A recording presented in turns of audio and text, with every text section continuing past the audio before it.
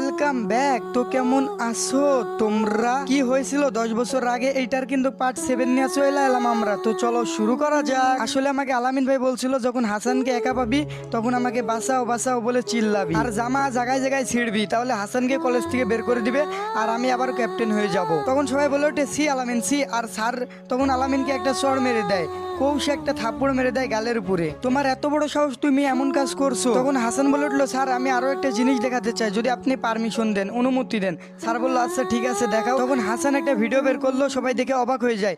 আলামিন একটা মেয়েকে কিস করছে আর এইটা দেখার পরে অরু আসলো, এসে হাসানকে একটা গালের উপর কৌশে থাপ্পড় দিল। আলামিন বলে উঠলো আসলে অরু একদম চুপ থাক, তোকে আমি এতটা বিশ্বাস করলাম সেই তুই আমারে ঠকাইলি, বিশ্বাসঘাতক একটা।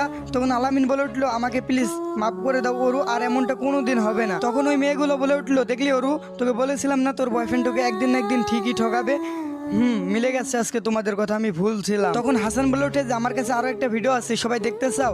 সবাই বলে উঠলো হ্যাঁ দেখাও দেখাও। তখন হাসান বললো সবাই এদিকে তাকাও দেখো। সবাই দেখতে পেলো যে আরেকটি মেয়ের সাথে আলামিন এমন করতেছে।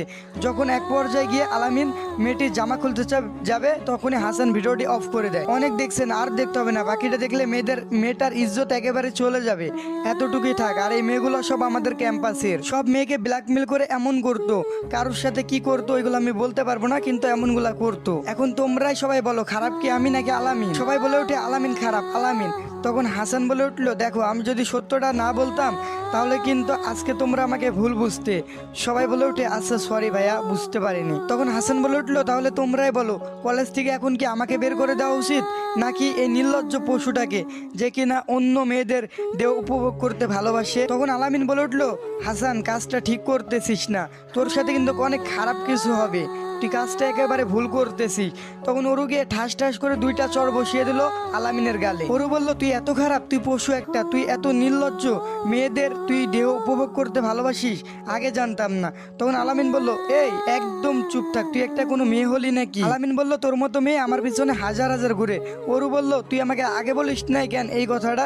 তখন আলামিন বলল আমি তো তোর টাকাকে ভালোবাসতাম, তোকে না, তার জন্য তোর পিছে আমি পড়ে থাকতাম। এইটা শোনার পরে ওরু আরো রেগে গিয়ে আলামিনের গালের উপরে আরো 2টা থাপ্পড় বসিয়ে দেয়। তোর মতো ছেলে মেয়েদের সাথে এমন করতেই পারে, আর কিছু করতে পারে না। হাসান তখন সবাইকে বললো এই সবাই চুপ করো, এবার আমি একটা কথা বলি, আমি কাউকে কলেজ থেকে বের করতে চাই না, আমি চাই সবাই বন্ধুর মতো হয়ে থাকুক, আর আমি কারো খারাপও চাই না। আমি শুধু তার ভুলটারে ধরিয়ে দিলাম যেন দ্বিতীয়বার এমন করার কথা কখনোই না ভাবে। এই কথাটি শুনে কলেজের সবাই এবং স্যার হাততালি দিল এবং সবাই বলে উঠলো দেখো কত ভালো ছেলে, তুমি যদি এমনটা মেয়েদের সাথে না করতে তাহলে তুমি তোমার জায়গাটাই থাকতে।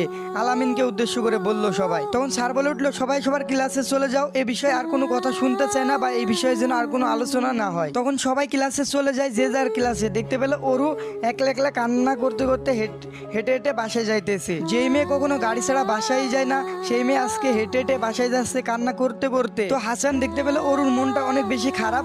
তখন হাসানও ওরুর পিছে পিছে হেঁটে হেঁটে যেতে লাগে ওরুর সাথে একটু কথা বলার জন্য। একটু দূরে গিয়ে হাসান বলে উঠলো ওরু আমাকে মাফ করে দিও, আমি এমনটা করতে চাই নাই, শুধু নিজেকে বাঁচানোর জন্য এমনটা করছি, আর আমি চাইতাম না তুমি ওই খারাপ ছেলেটার সাথে মিশো। সরি আমি তোমাদের সম্পর্কটা নষ্ট করে দিলাম। হ্যাঁ আমাদের সম্পর্কটা নষ্ট করার রিজনটাই হলে তুমি, কিন্তু তুমি সম্পর্কটা নষ্ট করে দিয়ে ভালোই তো করছো, কারণ আমি জানতামই না যে ও এমন ছেলে। আজকে জানতে পেরে ওর উপর আমার অনেক বেশি ঘৃণা হচ্ছে। হাসান বলল ওরু শোনো তোমার কপালে আল্লাহ তাআলা ভালো কাউকে রেখেছেন। ওরু বলল জানি না, আল্লাহ তাআলা তোমার ভাগ্যে ভালো কাউকে রেখেছেন, দেখবা তোমার ভাগ্যে ভালো কেউ আসবে, দেখো তোমার জীবনে যে আসবে সে তোমাকে নিজের থেকেও বেশি ভালোবাসবে। ওরু বলে উঠলো জানি না কপালে কে আছে আর কি হবে। হাসান তখন রাস্তা দিয়ে হেঁটে যেতে যেতে দেখে যে সামনে একটা বাচ্চা কান্না করতেছে এবং তার আম্মুর 2 সাইডে 2টা ছেলে। তখন হাসান গিয়ে বললো আপু এই 3টা বাচ্চাই কি আপনার? আর আপুটি বললো তাহলে আপনার বাচ্চা 3টা কান্না করতেছে কেন? আপনি তো ওদের কাছেই আছেন। ভাই আমার বাচ্চা 3টা 2 দিন ধরে কিছু খায় নাই আর আমার কাছে কোনো টাকাও নাই। হাসান বলে উঠলো তোমার কি হাজবেন্ড নাই আর তুমি কি কোনো কাজ কাম করো না? মেয়েটি বলে উঠলো না ভাই আমার হাজবেন্ড নাই আর আমাকে কাজ দিবে কে? কেউ কাজ দেয় না। তাহলে তুমি চলো কি করে আর তোমার সন্তানগুলো খায় কি দিনে? ওই যে ভাই মানুষ দিলে খাই না দিলে খাই না। হাসান তখন বললো আপু তোমাকে একটা আমি সাহায্য করতে চাই, তুমি যদি রাজি থাকো। মেয়েটি বললো ভাই বলেন। তোমাকে আমি 20,000 টাকা দিব, তুমি 10,000 টাকা দিয়ে একটা ভ্যান কিনবা আর 10,000 টাকা জিনিসপাতি কিনে তুমি ঝালমুড়ি বেচবা, আর ভ্যানটা তুমি এখানে বসাবা, এখানে বসায়া তুমি ঝালমুড়ি বিক্রি করবা সবার কাছে, এতে তোমার সংসার চলে যাবে। তুমি কি রাজি আছো? রাজি আছি। এই নাও তোমার ব্যবসার 20,000 টাকা, আর এইটা তোমাদের তিনজনের সারাদিনের খাবারের টাকা। তখন মেয়েটি বলে উঠলো, ভাই আপনার মতো কিছু মানুষ আছে বলে আমরা বেঁচে আছি, আপনার জন্য ভাই অনেক অনেক দোয়া করি, আপনি অনেক বড় হন, অনেক দূর এগিয়ে যান। হাসান বলল, আরে কান্না করতে নেই, যাও এখন বাচ্চাদেরকে খাওয়াও আর তুমিও খেয়ে নাও, আর যা যা বললাম সেই সেই সব করবা। এইসব আবার দূর থেকে অরু দেখতেছিল। তারপরে অরুর কাছে চলে যায় হাসান। অরু তখন বলে ওঠে, এত টাকা কই পেলে? তখন হাসান বলল, তোমার আম্মু আমাকে টিফিনের টাইমে প্রত্যেক দিন দিত, আমি গুছাই রাখতাম। তখন অরু বলল, হাসান তুমি না খেয়ে টাকা গুছাই রাখতা আর ওদেরকে টাকা দিয়ে দিলা? তখন হাসান বলল, আমার থেকে টাকাটা ওদের বেশি দরকার ছিল, ওদের বেশি প্রয়োজন। তখন অরু বলল, ঠিক বলেছো। তখন হাসান বলে উঠলো, একটা কথা বলি, কিছু মনে করো না। ওরু বলল, আচ্ছা ঠিক আছে বলো। হাসান, এমন করে সবার সাথে মিশবা, হাসি খুশি থাকবা, তাহলে দেখবা অনেক বেশি ভালো থাকবা তুমি। তখন ওরু বলে উঠলো, ও তাই নাকি? হাসান বলল, মিলাই নিও আমার কথা। ওরু বলল, আচ্ছা চেষ্টা করব। তখন এভাবে কথা বলতে বলতে দুইজনাই বাসায় চলে আসে। তখন ওরু আম্মু বলে উঠে, কি ব্যাপার, ঈদুর বেলায় আজকে দুইজনা একসাথে দেখছি? তখন ওরু বলল, কেন হতে পারি না আম্মু? তখন ওরু আম্মু বলল, হ্যাঁ হতে পারো, কিন্তু আমার বিশ্বাস হইতেছে না, আমি কি স্বপ্ন দেখতেছি? তখন ওরু বলল, আমি বললে তো বিশ্বাস হবে না, হাসানকে জিগা। হাসান বলল, আন্টি আমরা দুজনে চাইছি আর কখনো ঝগড়া করব না, দুজন একসাথে মিশবো। গুড, আমি তো এটাই চাইছি, তোমরা দুজনে একসাথে মিলেমিশে থাকো। যাও এখন ফ্রেশ হয়ে আসো, খাবার খেতে হবে। এমন করে কাটতে থাকে দিনগুলো। অরু ও হাসানের ভিতরে ভালো একটা সম্পর্ক হয়ে যায় এবং সামনে তাদের দুজনের এইচএসসি ফাইনাল এক্সাম। দুজনে ফাইনাল এক্সাম দিয়ে সারা করে। অরুর আম্মু বলল যে দুজনে গিয়ে একটু বাইরে থেকে ঘুরে আসো। এটা শুনে অরু আর হাসান অনেক খুশি হয়ে গেল। তখন আন্টি বলে উঠলো যে কালকেই তোমরা যাইতেছো কক্সবাজারে।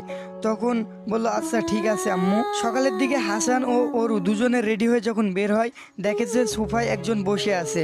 হাসান দেখে অবাক হয়ে যায়। মহিলাটা কে ছিল পার্ট 8-এ দেখতে পাবেন। যদি পার্ট 8 দেখতে চান বেশি বেশি করে কমেন্ট করেন। আর আমার টিকটক আইডিতে কিন্তু ওয়ার্নিং আসছে, সবাই বেশি বেশি করে কপি লিঙ্ক করেন। তো আজকের মতো আল্লাহ হাফেজ। পার্ট 8 দেখার জন্য সবাই রেডি থাকেন।